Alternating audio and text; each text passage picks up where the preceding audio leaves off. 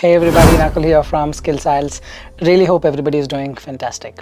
I'm back with yet another super awesome packed video on IELTS writing 5 quick tips for your Band 7. Well, before we get into the video, if you're not subscribed to this channel, kindly click on the subscribe button, and anytime you need online assistance, it's a paid assistance, you can check the information in the description of this video. We have left a WhatsApp link. You can click on the links and as a message. I'll be there, we will be there to help you guide you in the right direction. Alright, without further delay, let's straight away get right into the video. The number one quick tip to help you get that Band 7 is not to focus more on the vocabulary.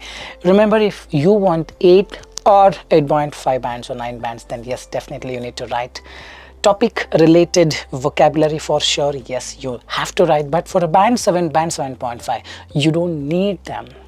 Well, if you're focusing more on the vocabulary, you will not have a lot of time left to focus on the required things, that is the task response and the coherence, cohesion and the grammar. As a result, you focus on unwanted thing for Band 7 or Band 7.5 and you don't get the scores. As simple as that. I've seen a lot of students trying to focus more on the vocabulary, meaning they try to write a synonym of it intentionally, which will not even make sense. Correct? So always make sure to write the words you are comfortable with. Correct? Don't have to write some hefty words, hi-fi words, thinking if I write that I'll get more marks. Definitely no. It all boils down to writing topic related vocabulary. It's not about just writing synonym of it, searching from the internet. So if you're doing this mistake, avoid doing it for a Band 7 or 7.5. This you don't have to make use of too much towards your vocabulary. Let's focus on other things. The number 2 quick tip is all about not writing in a very complex language. See, writing is all about with what ease you make someone who reads it understand. The person who reads it should be able to easily understand it. You simply writing it complex, thinking if I make the sentences more complex, more lengthy, I'll get more marks. It is exactly the opposite. You write that way, the examiner will not be able to understand what exactly you convey. As a result, your marks go down. Make sure to have a mixture of simple sentence, compound sentence, complex sentence. Simple sentences are very much required. Don't keep on writing very lengthy sentences. Let's have look at this particular example that I'm showing on the screen. You have 2 sentences. Just have a look at the first statement. To commence with, the first and foremost benefit of reading books online is their great convenience. Which means the purchasing of ebooks from the internet is very easy process, which saves people's time and money for transporting and waiting as paper books. See, if you pay more attention here, it's a very lengthy sentence, and you here see which and which twice written within the same statement. Well, this is very confusing. This is not the right way to do it. Then what is the right way to do it? Look at the below paragraph. To commence with, the first and foremost benefit of reading books online is their great convenience. Put a full stop. That's a simple sentence. This means the purchasing of ebook from the internet is very easy, which saves people's time and money for transporting and waiting as paper books. So this is the ideal way to do it. Always make sure to split the sentences. Don't think if I write a very complicated way, I'll get more marks. Definitely you falter here, you will end up getting very low scores. One of the potential reasons why your scores could be stuck as low as 6 or 6.5. Transform it right in a very simple way possible and see the magic of 7 or 7.5 that automatically unfolds in the exam. The third quick tip is to ensure to expand ideas. The marks is not with respect to only the task response. I've seen students writing 5 ideas in each paragraph. You don't get any marks just for writing 5 ideas. What gives you mark is all about the coherence, cohesion, task response on one hand. On the other hand, it is the coherence, cohesion, meaning whatever the ideas that you wrote, are you expanding it further? Are you supporting it further? So the template goes this way. Main idea, the very first line you write in 1 sentence. Supporting idea, meaning continuation of the idea, you write in 1 or 2 sentences, and then continuation with an example in 2 or 3 sentences for the same idea.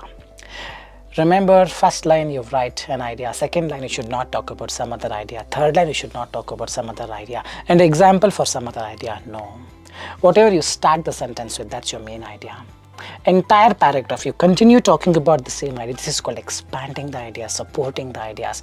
Meaning, main idea, supporting the example. All in all, we'll be talking about one particular idea. Well, this is being lacked by a lot of students. This is very, very crucial for your good scores. So let's have a look at this particular example. You just observe the sentences here. To commence with, the first and foremost benefit of reading books online is the great convenience. Well, there's a full stop here.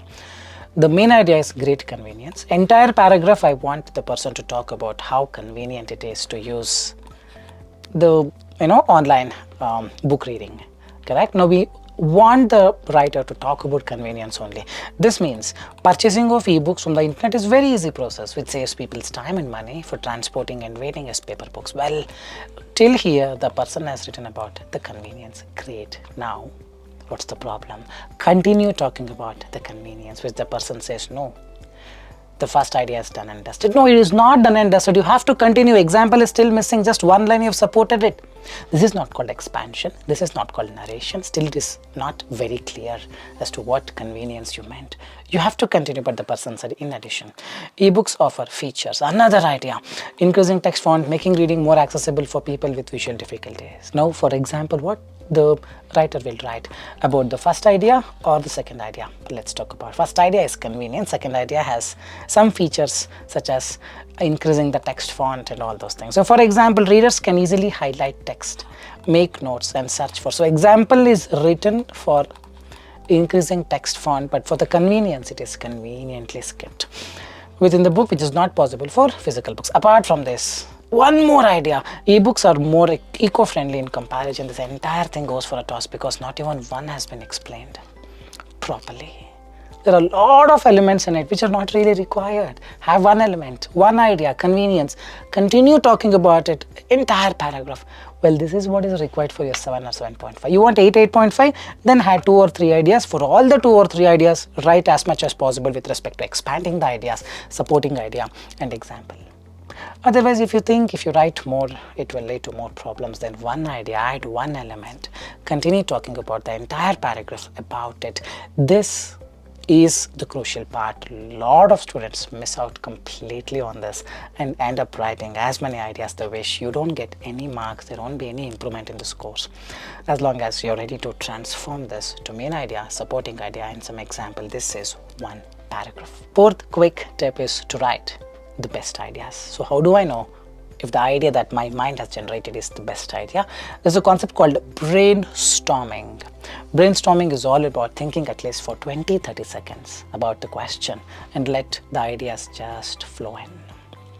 When you have some numerous ideas, at least 5-6 ideas, now try to rank them. Is this the great idea? Is this the best idea? Is this the normal idea? Based on your experience, based on your expertise, you have to do it.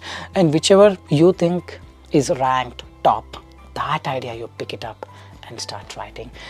Most probably that would be the best idea that you have chosen. If you don't apply brainstorming, you just think about one idea and just start writing. What if that idea is not a great idea? You may not be able to get a very good score. Remember, task response and coherence cohesion, these two are very important entities. You have to be not top of these two things if you really want a great scores. The fifth quick tip is to read the question patiently. Remember, the moment you see a question, don't have to start writing immediately. Patience is the key. You gotta think how to generate the ideas. Is the idea right or wrong? And then structure them. What could be my main idea in second paragraph? What could be my main idea in the third paragraph? Do I need to add fourth paragraph and then fifth, or fourth is not required? Directly the fifth will be the fourth as conclusion. How do I structure them? Where to use what? Supporting idea is what? Example is what? Everything you have the clear clarity. Before you start writing this, only 1% of the students do it. They get 8 bands or 7 points. The rest take a pen or start typing immediately as and when they see the question. As a result, after 5 minutes, they're stuck using a pen and they'll be doing this. They'll be thinking what to write, what to write. No, that's not the way you do it. In the beginning, you consume some time. It's totally fine. The moment you see the question, make sure you brainstorm.